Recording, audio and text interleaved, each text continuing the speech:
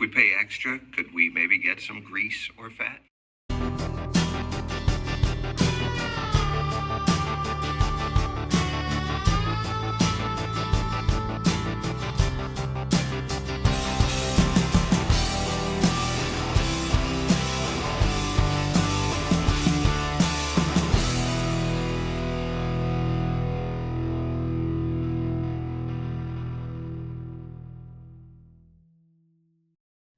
All right, so I was taking a look at this link that Katie shared with me. I thought would be interesting to take a close look at one of these stories that they put out about how horrible keto is. And I know I'm not on keto, but I don't think keto is a bad diet for people who are looking for something that's going to be a good solution for them. But to call it the worst diet of the year for healthy eating, I think is overstatement by far. Let's see what we got in here just to take a look at. The keto diet was ranked the worst diet for healthy eating by U.S. News and World Report. The high-fat, low-carb plan was deemed too restrictive. Evidence suggests it may have some benefits. Well, if evidence suggests that it may have some benefits, what does it matter if it's too restrictive? And who deemed it?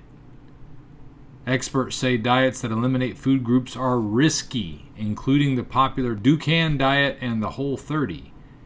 So why is it risky to eliminate certain food groups?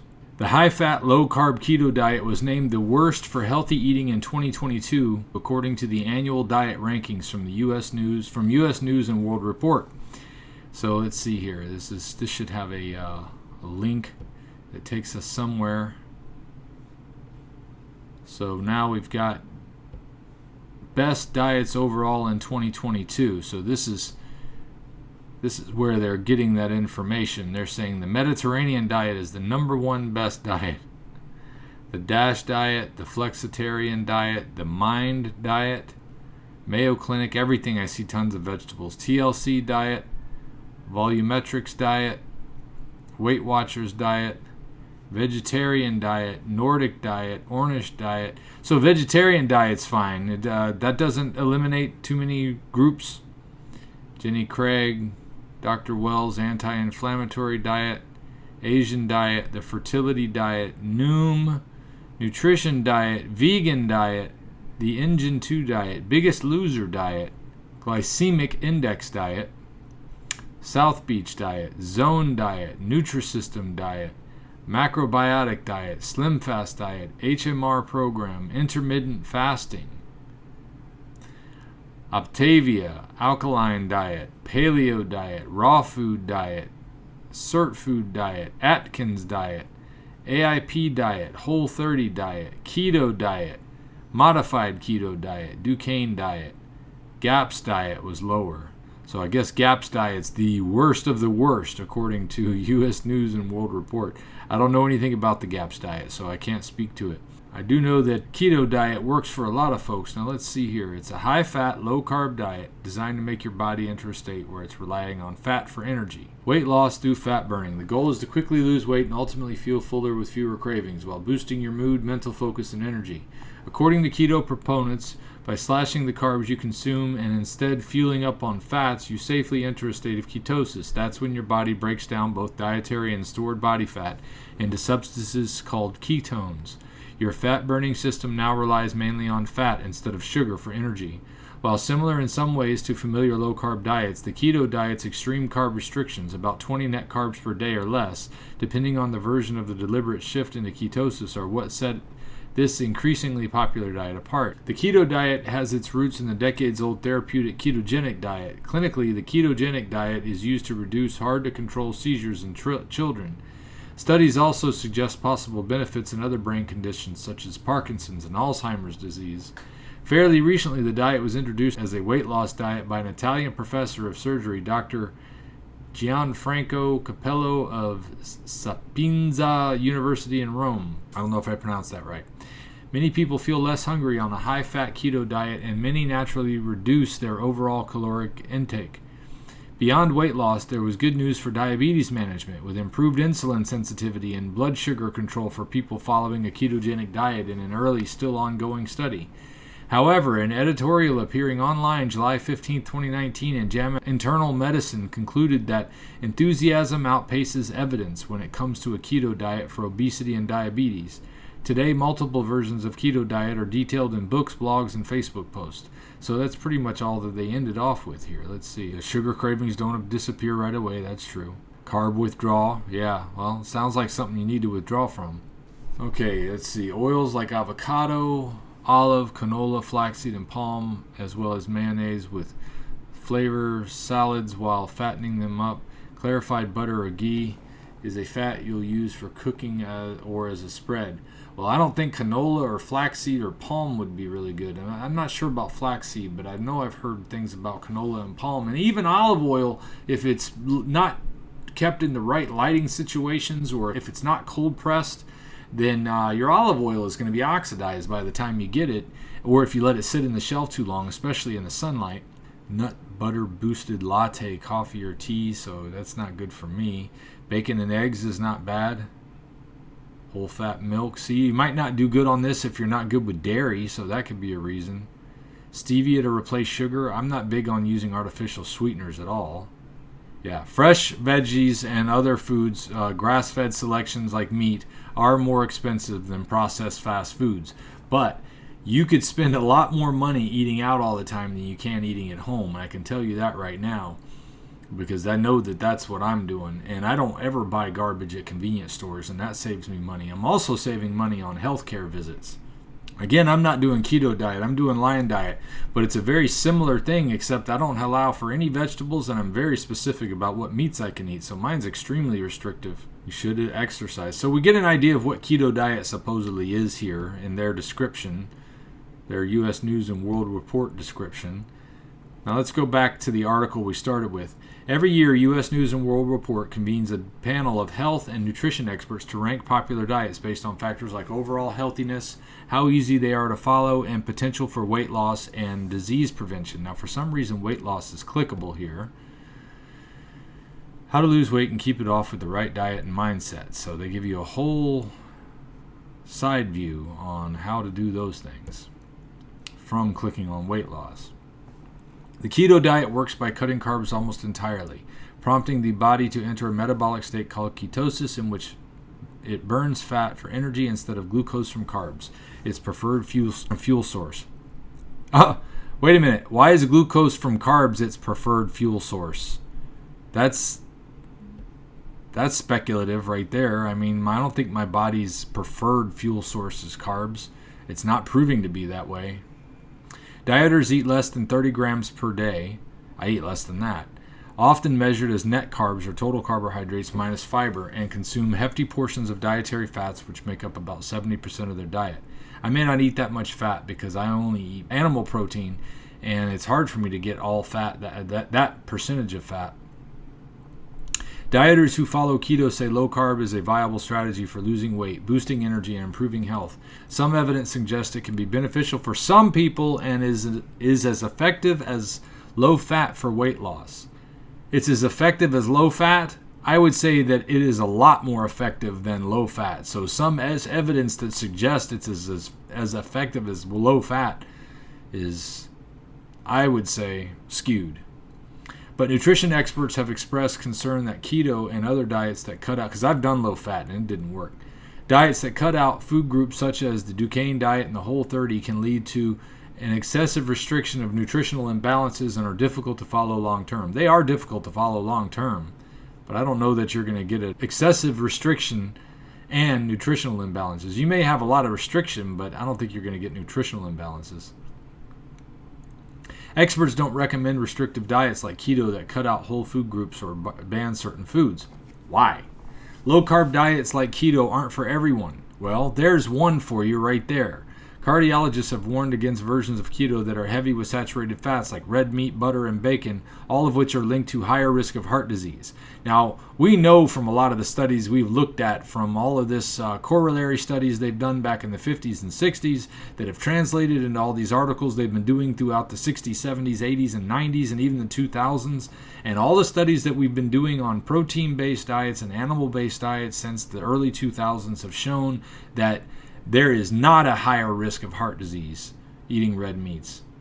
Cutting carbs also restricts healthy, nutrient-dense foods, including fruits, starchy vegetables, whole grains, and legumes. Eliminating a variety of foods can cause you to miss out on important nutrients, including vitamins, minerals, and fiber. Now, that is true. You're not going to get very much fiber on a diet like this, but you're getting plenty of vitamins and minerals. And some of the vitamins you're not getting, like vitamin C that you're not getting, is not as necessary when you're not processing carbohydrates. You don't need vitamin C if you're not processing carbohydrates.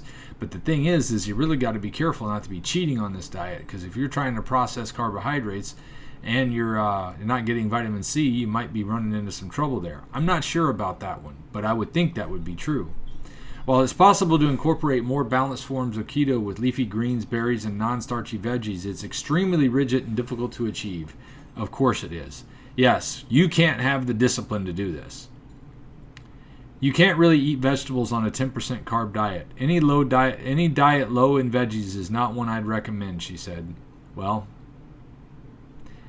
I've been doing it for a year, and I'm the healthiest I've ever been. Other restrictive diets also were scored poorly. Research suggests keto can aid in weight loss and help control blood sugar. That's true. Is that the end of the stories? Okay, so that's pretty much where it ends. However, strict short-term diets raise the risk of yo-yo dieting. That's true, because it would be easy to fall off of this, but I call it a way of eating. It's not a diet. And you can get into some disordered eating if you're not careful. But if you're being careful about how you're doing your dieting, I don't think there's a problem with it. I mean, I've gone to where I'm doing one meal a day because I think that the fasting is good for me. Let's see some of the other links that we could have clicked on through here. 6 signs you shouldn't do. Okay, then it talked about like how keto was for certain people, and it talked about some signs that you shouldn't do a keto diet. But I mean, obviously, if we're all different, then maybe each diet needs to be catered to the person that it's for. And keto is clearly for a lot of people who have gotten a lot of benefit from keto. I think it's unfair to say this is a bad diet. It's just a diet that may not be for you. Cardiologist is begging patients to avoid the high-fat keto diet because their cholesterol levels could skyrocket. This is another area where we have taken a close look at cholesterol, and we've seen that there are many more markers for what there are other than HDL and LDL, and looking only at those 2 levels of cholesterol aren't going to give you a complete picture. You got to consider your triglycerides, you got to consider your BMI, which isn't really as important as really just your waist size compared to your height is even more important than maybe just BMI, so that you can see that you're in the shape that you need to be in. If your triglycerides are low and your LDL is high, it doesn't mean that you've got a major problem. There are other videos out there that would explain this a lot more detailed than I can. This is what I am researching. And, it scared me a little bit when I got my blood work back and it said my LDL was in the high section. My first impression was, why is my LDL high? But then I thought, well, I know why it's high. I planned on this to be high because I'm going to have a little more LDL eating on a diet with a lot of fat like this. But because my triglycerides were normal and because my waist is 30 inches, I'm in great shape. I'm 6'1" and a 30-inch waist. I don't have any weight issues. So my doctor wasn't concerned and I wasn't concerned. But yes, your cholesterol levels could go up on a diet like this. Now, I personally have to avoid eating the leafy greens because of my gut, and I find that eating some of the foods like poultry and pork aren't as enjoyable for me. It's like this whole plate is not interesting to me. Although I would like to eat eggs again, I don't know if I would enjoy them like I used to, because everything else I've tried doesn't work out too good. Maybe I should give that a try sometime. So anyway, that's the one that the cardiologist said something or other. And then there was this one here. Followers of the high-fat, low-carb keto diet are shunning some of the most healthful foods on the planet, a kidney doctor says. Well, this is another thing. So if they're going to try to get into how this is bad for your kidneys because you're limiting the nutrition that you're getting, my kidneys have improved on each of my blood work. And my kidneys were looking like they were going downhill there before I started this diet. Now, I'm restricting even more than the keto diet. So, when you see these headlines, like the way this looked, the very first thing that this article said was, keto has been named the worst diet of the year for healthy eating by U.S. News and World Report. Well, first of all, when we looked at the list, it wasn't the worst. There was one diet lower than that on the list. So that's the first problem with that headline there. But, you see stuff like this, and then people go around and they talk to each other and they say, yeah, I read that it was bad for you. And then they see you're doing this diet, and then they start to give you a hard time. They don't give you a hard time when you're eating fast food and French fries and all that stuff, but they give you a hard time when you're healthy, and they see that you're doing something that's giving you better health, but they want to complain about how you're doing it. That's the way I see it. I could be wrong. I'm not a nutritionist. I'm not a doctor. I don't put a lot of faith in them either.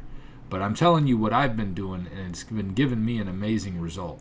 All I eat is ruminant meat, water, and salt. Those are the only 3 things I eat, with rare exception. And I am enjoying a much better life as a result of it.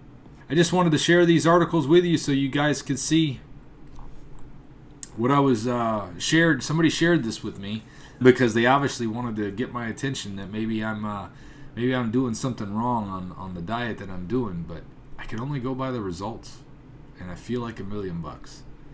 One of the other things that might cause some of the problems with the keto diet, at least in my opinion, is when I see foods like this. When you see people peddling cereals and they say that it's low sugar, keto friendly, nothing artificial, plant protein, your body doesn't absorb that protein the same way. Using sugar substitutes, I wonder what their ingredients are. Where's the ingredients? I mean, essentially, these are still processed foods. I wouldn't put any of this stuff in my mouth. I don't care what all this stuff says about these low-carb, delicious foods. I don't need to be drinking milk. I'm not a baby anymore. So cereals are not good for you. At least they're not good for me. I know that if I were to start partaking in stuff like this, I'd be right back on. This is like the gateway back to the garbage cereals and the garbage foods and all the other garbage that's in the aisles. When you just start eating a whole food type of diet where you're eating the natural food and you're cooking it yourself, you're not letting anybody else do the preparation for you, you're going to get a much better diet. For me, Lion Diet's the way I had to go because of my gut issues. You may be in the same boat. You're going to get a lot of the benefits that I got from Lion Diet, losing weight and feeling great. But there's a lot of diets out there that are going to work for you. And I think a lot of the ones that have high-fat, low-carb diets are still the way to go, and the thing that you should be looking into if you've been struggling with all this nutrition for a very long time. And stay away from all these packaged diet foods and stuff that they put out there that's supposed to give you a little treat like that. About the only thing I like that is Carnivore crisps, and that's because they are meat, water, salt, the exact 3 ingredients that I look for on my diet anyway. And while we're here, we can take a look at my Carnivore crisps experience from the last time. So Carnivore crisps, I wasn't able to get through the night without eating a little more after eating those ribs this morning because I don't know how much that was, but it wasn't 2 pounds of meat. I was just full afterward, and I've been having a hard time eating all of my food, and I guess it kind of helps me to know how much food it is. Like I can finish it if I know exactly how much it is. But the good thing about having these is they're around, and I'm not tempted to eat something I shouldn't because I don't have anything prepared. I would have had some ribs left over, but everybody ate the rest of the ribs.